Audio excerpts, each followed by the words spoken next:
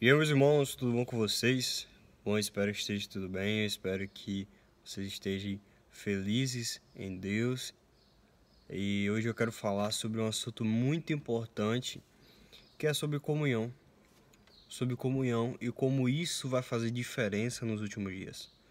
Mas antes de eu começar esse vídeo, eu quero te pedir que você deixe o seu like e se inscreva aqui no canal para você receber mais vídeos.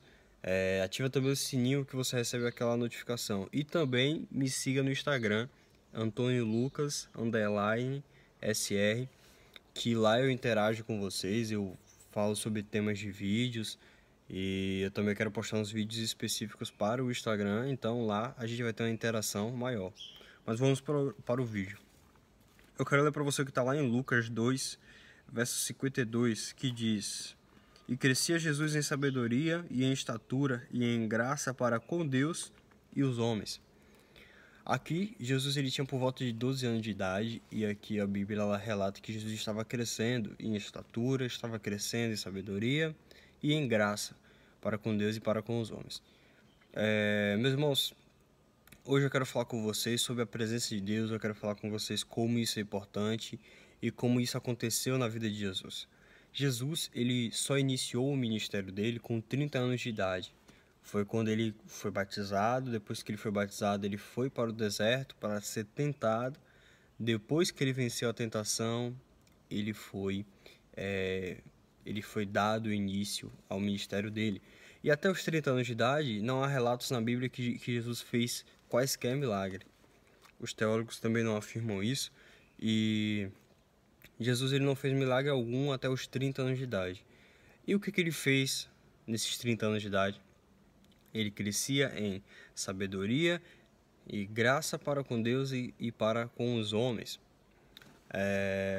E o que acontece, meus irmãos? Jesus, quando ele estava sendo batizado,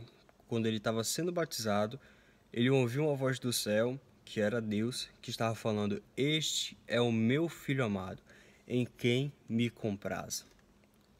Meus irmãos, isso é muito maravilhoso. Por quê? Jesus não tinha feito um milagre algum. Jesus não tinha saído para as nações e pregando o evangelho. Jesus não tinha convertido almas e almas e almas para Deus. O que Jesus fez durante esses 30 anos? Se relacionou com Deus. E Deus falou: Este é o meu filho amado, em quem eu me comprazo, ou seja, em quem eu tenho prazer. E aí, meus irmãos, o que acontece é o seguinte, você já vai entender qual a associação.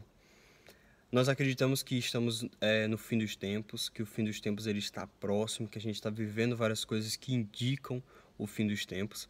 E uma das coisas que vai acontecer no fim dos tempos é os falsos profetas, aqueles que apostataram da fé ou aqueles que são falsos profetas mesmo e pregam mentiras, pregam heresias.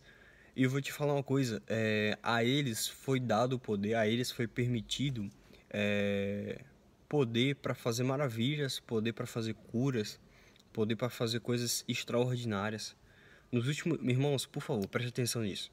Nos últimos dias, vai existir esses falsos profetas que vão pregar a mesma palavra que os escolhidos pregam, só que vão pregar com heresias. Ou seja, um exemplo, o cara vai chegar e falar: não case, meus irmãos, porque casar não é de Deus.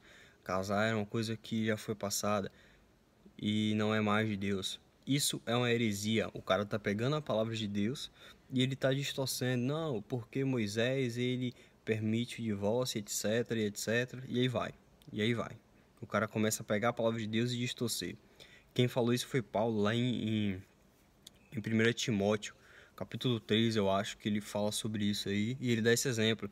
E aí ele fala também que a galera vai falar: não comam tais alimentos, porque tais alimentos é do demônio, não é de Deus. É a mesma coisa de eu chegar aqui para você e falar: irmãos, não comam salada, porque salada não é de Deus. É a mesma coisa, entendeu? A salada foi algo feito por Deus. A comida foi algo feito por Deus. A carne, a, a salada, o feijão, é um manjar de Deus. E aí o cara pega o manjar de Deus e distorce falando: não, isso é do demônio. E aí, meus irmãos, isso foi só para contextualizar, para você entender que nos últimos dias isso é uma verdade. Preste atenção, a Bíblia fala que aquele que tem ouvidos ouça o que o Espírito diz às igrejas. Nos últimos dias vai vir muitos que vão apostatar da fé e muitos que vão ser falsos profetas, né? Que vão estar pregando heresias. E os caras vão pregar a mesma mensagem que nós pregamos, só que distorcendo. E eles vão fazer sinais e maravilhas. Não sei se você lembra, mas lá no deserto, lá no Egito, quando Moisés transformou aquela vara em uma serpente, os magos do Egito fizeram a mesma coisa. Quando Moisés transformou água em sangue, os magos do Egito fizeram a mesma coisa. Meus irmãos, vai ser a mesma coisa nos últimos dias. Se nós vamos fazer curas, os falsos profetas também vão fazer.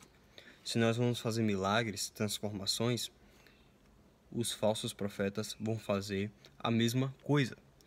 E aí você me pergunta, tá bom, Lucas, isso é um perigo, meus irmãos, isso é um perigo porque você pode estar ouvindo um falso profeta e nem perceber. Isso não é uma coisa que vai acontecer lá nos Estados Unidos, não. Isso é uma coisa que vai acontecer geral. E aí você me pergunta, tá, Lucas, eu sei que isso é um perigo, eu sei que isso é uma coisa que a gente precisa se atentar, e como é que eu discerno quem é um falso profeta ou não? Você vai discernir pela presença de Deus.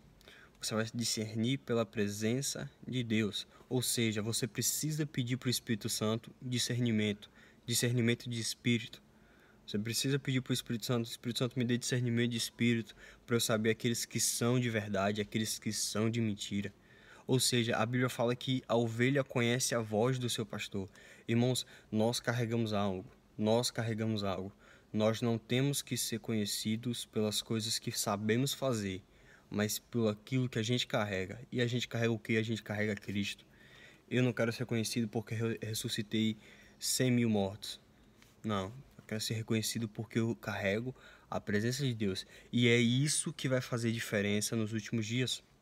Porque os falsos profetas podem até fazer milagres que nós vamos fazer. Podem até fazer cura, libertação, etc. Eles podem até fazer isso. Mas a presença de Deus eles não podem ter. Isso eles não podem ter. A gente precisa conhecer aqueles que são verdadeiros. E não só isso. Nós precisamos ser verdadeiros. Irmãos, eu já me peguei muitas vezes me preocupando muito mais com a minha vocação, né, com o meu propósito, do que com o meu chamado. Eu não vou explicar qual a diferença entre eles, porque eu já fiz um vídeo, o vídeo passado foi explicando isso. Mas eu já me peguei muito me preocupando com isso e não me preocupando muito com o meu chamado, que é o que? Me relacionar com Deus. E isso é um perigo, meus irmãos. O Espírito Santo me alertou isso, e aí agora eu tive que mudar isso, porque eu não poderia viver uma vida me preocupando com as coisas que eu tenho que fazer e não me preocupar em me relacionar com meu Pai. Aí, Jesus fala na palavra dele que muitos vão chegar naquele dia e vão falar, mas eu profetizei, fiz maravilha, fiz isso, isso e aquilo. E Jesus vai falar, apartai-vos de mim, vós que praticais a iniquidade, pois eu não vos conheço. Irmãos, isso é sério. Se a gente precisa velar por alguma coisa nesses últimos dias, devemos velar pela presença de Deus. E que presença é essa, Lucas? É um arrepio que eu sinto no final do culto? É um choro que eu vou sentir ali? Não. Sabe o que é a presença, velho? É quando você tá no dia a dia e o Espírito Santo ele te convence do seu pecado. Sabe o que é a presença? É você se relacionar, é você chegar no seu quarto, é você chegar na sua vida e se relacionar com o Espírito Santo. E quanto mais você se relaciona, mais dele vai ter em você e menos de você vai existir. Entende? Por isso que Paulo fala, já não vivo mais eu, mas vive Cristo em mim. Meus irmãos, a minha palavra para vocês é isso é aquilo que o Espírito Santo tem transmitido à igreja em vários lugares, e o Espírito Santo, ele quer ter uma vida íntima com você. Da mesma forma com que Deus falou para Jesus, este é o meu filho amado em quem me comprazo, sendo que Jesus não tinha feito um milagre, sendo que Jesus não tinha convertido milhões e milhões de almas. O que Jesus tinha feito? Jesus tinha se relacionado com Deus Pai. E Deus, ele sentiu prazer. Deus, ele não criou o homem para cuidar da terra. Deus criou o homem para se relacionar com ele. A terra foi feita para o homem. Tanto que a terra era sem forma e vazia e o Espírito pairava. O homem não habitava. Por quê? Porque não tinha como, era inabitável. e aí Deus tornou a terra habitável, e agora o homem passou a cuidar da terra, e quando o homem passa a cuidar da terra, o homem continua se relacionando com Deus nisso. Meus irmãos, essa é uma palavra maravilhosa, essa é uma palavra tremenda, espero que essa palavra tenha tocado no seu coração, espero que ela tenha feito vida. Não seja como uma terra seca, que a semente cai e daqui a pouco a semente já seca. Frutifique nessa semente e que Deus em Cristo abençoe a cada um de vocês. E eu oro para que essa possa ser a chama de vocês, se relacionar com Jesus a cada dia mais. E é isso que vai fazer diferença. É isso que vai fazer diferença. Entenda que a sua salvação está em jogo. Se você está ouvindo um falso profeta, se você está seguindo ensinamentos de um falso profeta que não condiz com a Bíblia, é a sua salvação que está em jogo. A dele, pouco importa. Importa é a sua salvação. Importa é a sua salvação. Se preocupe com a sua salvação. Eu espero que você tenha sido abençoado nesse vídeo. Espero que o Espírito Santo possa ter te falado várias coisas. E eu quero te pedir uma coisa.